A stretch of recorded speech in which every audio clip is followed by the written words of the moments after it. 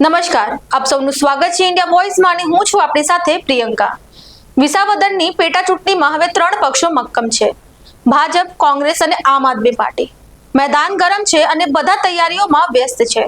ચાલો જોઈએ મતદાન પહેલા કઈ છે પાર્ટીઓની તૈયારી અને નેતાઓની યોજના। આમ આદમી પાર્ટી તરફથી ગોપાલ ઇટાલિયા મેદાનમાં છે। તેઓ ગામડે ગામ જઈને ખેડૂતોની સમસ્યાઓ સાંભળી રહ્યા છે। ઈશુદાન ગઢવીએ કહ્યું છે કે આ ચૂંટણી ખેડૂતોની છે અને આમ આદમી પાર્ટી જીતશે તો દેવું માફ અને પાકોના ભાવ મળશે।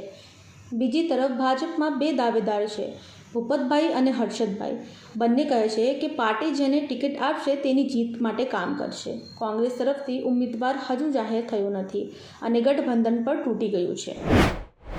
હાલ માટે એટલું જ। ફરી મળીએ નવા સમાચાર સાથે। જોડાયેલા રહો ઇન્ડિયા વોઇસ સાથે।